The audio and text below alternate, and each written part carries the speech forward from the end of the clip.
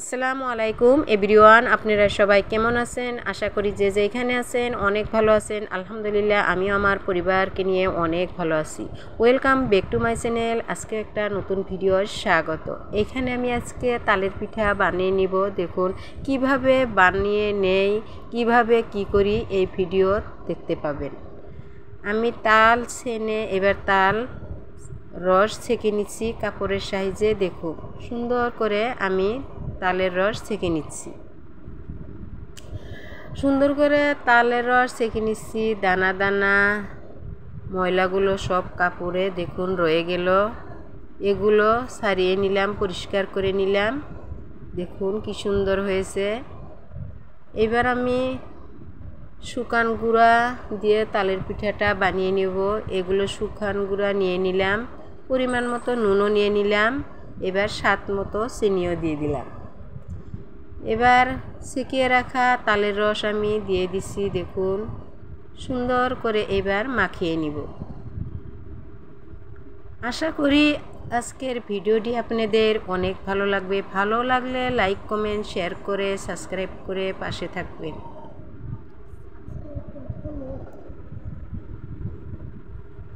আমার চ্যানেলে যে নতুন এসেছেন লাইক কমেন্ট শেয়ার করে যাবেন। অলরেডি যে করেই দিয়েছেন তাদের অসংখ্য ধন্যবাদ। দেশ ও দেশের বাইরের থেকে যে প্রান্তের থেকে আমার ভিডিওটি অংশগ্রহণ করেছেন তাদেরও অসংখ্য ধন্যবাদ। এখানে আমি উষ্ণ গরম পানি দিয়ে দিলাম। ভালোভাবে এবার একটা আমি ডো বানিয়ে নিব। সুন্দর করে একটা আমি ডো বানিয়ে নিলাম। দেখুন এগুলো পিঠা আমি কিভাবে বানিয়ে নেই স্কিপ না করে পুরো ভিডিওটি দেখতে থাকুন। এগুলো পিঠা আমি কলার পাতা দিয়ে বানাবো। এগুলো কলার পাতা টুকরো টুকরো করে কেটে নিচ্ছি। এবার ভিজা কাপড়ের সাহায্যে মুছে নিলাম। সুন্দর করে মুছে নিলাম। দেখুন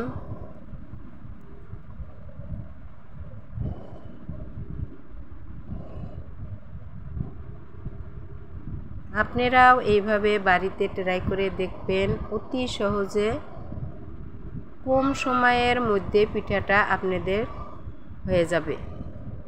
এবার অল্প অল্প করে গোলা নিয়ে এবার আমি পিঠাটা হাতের সাহায্যে বানিয়ে নিব। এইভাবে পিঠাগুলো আমি বানিয়ে নিব।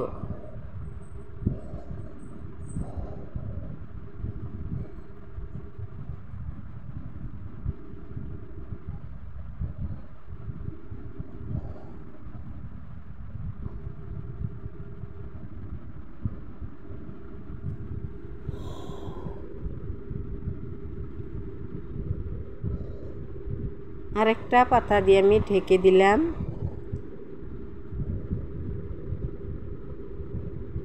আরেকটাও পিঠা আমি বানিয়ে দেখিয়ে দিলাম। দেখুন সুন্দর হয়েছে। এভাবে সবগুলো পিঠা আমি বানিয়ে নিচ্ছি। দেখুন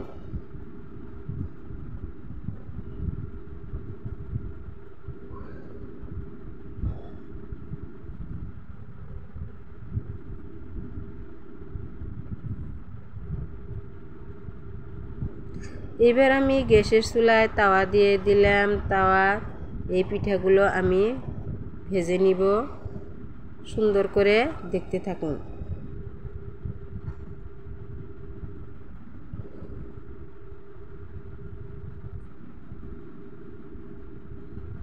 কি সুন্দর করে আমি পিঠাগুলা ভেজে নিচ্ছি।